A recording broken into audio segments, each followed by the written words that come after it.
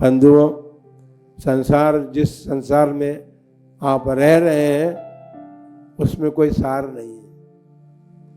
बुद्धिमान व्यक्ति तो जिसमें सार होता है उसी को प्राप्त करने का प्रयत्न करता है। और यहाँ जो सुख की कल्पना हमारी है तो यहाँ सुख तो है ही नहीं, पर सुख कम है, दुख का गम अधिक है।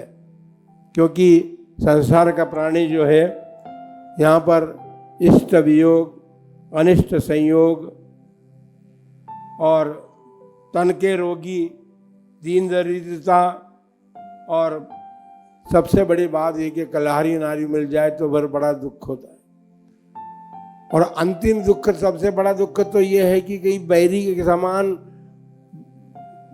के समान हमारा भाई मिल जाए हमको, जैसे भगवान पार्श्वनाथ को मिला था, कर्मठ का जीव जिसने एक नहीं, दो नहीं, 10 बहुतक उन पर उपसर्ग किए और बेकारण बैर माना था उसने।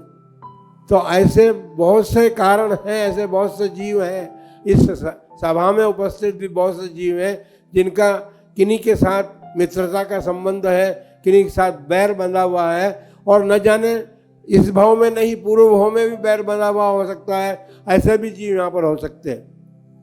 बंधुओं, ये दुख के कारण तो सभी संसारी प्राणियों को प्राप्त है, और सभी उन सब कारणों से दूर हट करके सुख प्राप्त करना चाहते हैं। सत्संग, इसीलिए भारतीय संस्कृति में एक शब्द आता है सत्संग, अर्थात सम्यक पुरुषों की, अर्थात सम्यक गुरुजनों की हम संगति करें, जिसके कारण हमारा मार्ग प्रशस्त होता रहे। क्योंकि संगति का फल तो जो है वो बुद्धि है। सब साधुजनों की संगति करते हैं तो हमारी बुद्धि की निर्मलता, वृद्धि को प्राप्त होती है। बुद्धि में निर्मलता आती है। जो बुद्धि समीचीन और सम्यक चिंतन नहीं कर सकती है, वो चिंतन प्राप्त होता है उस बुद्धि की निर्मलता से। और जब बुद्धि प्राप्त होती है तो एक बात जरूर है कि अभी तक हम जिस बात का आग्रह करते आए हैं उससे हम छूटने का प्रयत्न और पुरुषार्थ करते हैं। हमारे बुद्धि की निर्मलता जो है हमारे भीतर अनाग्रह पैदा करती है, और आग्रह हमने अभी तक तो विषय और कषायों का कर रखा है।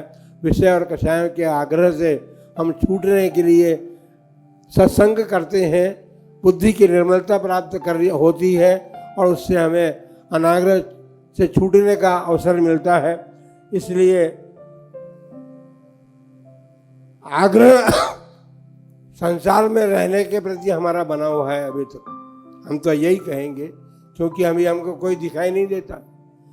और इतना बड़ा समुदाय यदि अभी खड़ा हो जाए यहाँ पर कि महाराज हम आग्रह छोड़ते हैं, अनाग्रह को धारण करते हैं, आपके चरणों में आए हैं, तो इतनी बड़ी जन समुदाय को तो हम सबको दीक्षित भी नहीं कर सकते। ये बात पक्की, क्योंकि इतना तो सब दीक्षा मांगेगी भी नहीं, और मांगेंगे भी तो दीक्षा दे भी नहीं सकते इतने लोगों को। क्योंकि दीक्षा के लिए, संयम के लिए तो बहुत कुछ परीक्षा देनी पड़ती है, उसके बाद संयम धारण कराया जाता है।